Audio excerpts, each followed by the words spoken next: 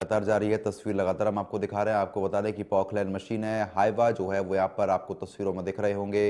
बड़े पैमाने पर खनन चल रहा है। एक तरफ सरकार लगातार प्रयास कर रही है, लेकिन उसके बावजूद भी ये खनन जो है रुकने का नाम नहीं ले रहा है।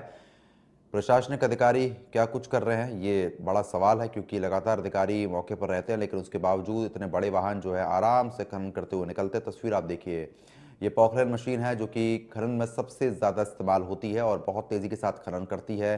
दूसरी तरफ बड़े बड़े ट्रक, हाइवा, ट्रैक्टर, ट्रॉले के माध्यम से खनन जो है वो लगातार किया जा रहा है। रेत खनन जो है वो रुकने का नाम नहीं ले रहा है। प्रदीप तिवारी हमारे साथ जुड़ चुके हैं। प्रदीप, जिस तरीके से रेत माफिया लगातार खनन कर रहे हैं, खनन रुकने का नाम क्यों नहीं ले रहा है? कहां लापरवाही हो रही है? जी प्रद्युम्न, यहाँ एक बहुत बड़ी बात है। अगर मैं ऐसे शुरुआती दौर से अगर बताना चाहूँ तो सरकारें कोई भी रही, आजादी के 75 सालों से बुंदेलखंड के पन्ना जिले में अजयगढ़ क्षेत्र में जितनी भी खदानें, जिगनी, चांदीपाटी और फरसवा, इन खदानों में छतरपुर की रेत खदानों की रॉयल्टी दिखाकर लगातार रेत माफिया इसमें अवैध उत्खनन कर रहे हैं। मशीनों के द्वारा रतगर कई ट्रैक्टर से, डंपरों से दिन रात रेत ढोई जा रही है। लेकिन इसे सरकार चाहे, मैं फिर कह रहा हूँ कि सरकार चाहे किसी की भी रही, 25 सालों से बीजेपी सरकार कायम है, 75 सालों से कांग्रेस की सरकार पे पिछले पर बैठी रही है। लेकिन अगर देखा जाए तो रेत माफियाओं की दोनों सरकारों में इतनी हौसले बुलंद रहे हैं कि आचार संहिता लगी होने के बावजूद भी रेत अवैध उत्खनन का रुकने का नाम नहीं रहा। हालांकि प्रशासन को सब चीजें पता होती है, लेकिन जिन चीजों पर अगर कभी कभार मीडिया में छापा जाता है या दिखाया जाता है या मुद्दा उठाया जाता है, तो उन कुछ पर्टिकुलर डंपरों या ट्रैक्टरों पर या रेत खदानों पर कार्रवाई कर दी जाती है और मामले को दबा दिया जाता है और कुछ दिनों के बाद रेत माफिया एक बार फिर सक्रिय हो जाते हैं। जी प्रद्युम्न। प्रदीप, जब मीडिया के कैमरे इतनी आसानी से खनन साइट पर पहुंच जाते हैं, तो पुलिस प्रशासन क्यों नहीं पहुंच पाता है? मिली भगत है क्या पुलिस प्रशासन की?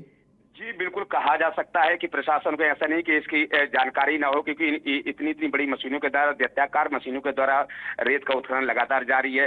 रोड से, हाईवे से जब डंपर ओवरलोड निकलते हैं, रेत कहां से आ रही है, ये भी यह प्रशासन की कमी ही कही जाएगी कि इसको ना तो देखने की कोशिश की जाती है और ना पकड़ने की कोशिश की जाती है। अगर साफ तौर पर कहा जाए तो कहीं ना कहीं पूरा का पूरा एक सिस्टम मिला हुआ है जो काम कर रहा है। अगर हम देखा जाए तो पिछले 5 सालों में 3 कलेक्टरों को यहाँ से अपना पद गंवाना पड़ा, उनके ट्रांसफर किए गए। लेकिन जब भी किसी कलेक्टर की नियुक्ति की जाती है और उसे पूरे जिलेवासी या क्षेत्रवासी या आशा लगाए बैठे रहते हैं कि अब कहीं ना कहीं जाकर रेत अवैध उत्खनन पर लगाम लगाई जाएगी। लेकिन जब भी शिकायत, चाहे वो पुलिस कप्तान से पूछो या पन्ना कलेक्टर से बात की जाती है, तो वो स्वयं हमसे ही पूछने लगते हैं कि कहाँ पर रेत अवैध उत्खनन हो रहा है। अगर उन्हें कुछ जगहों का नाम भी बताया जाता है तो उन जगहों पर कार्रवाई कर दी जाती है और मीडिया को बता दी जाती है कि कार्रवाई की गई है। लेकिन कुछ हफ्तों के बाद ही रेत उत्खनन का लगातार गोरख धंधा लगातार चालू हो जाता है। दिन रात डंपरों की धमा चौकड़ी से अजयगढ़ क्षेत्र में अभी तक कहा जाए तो क्षेत्रवासियों की इतनी परेशानी जाती है कि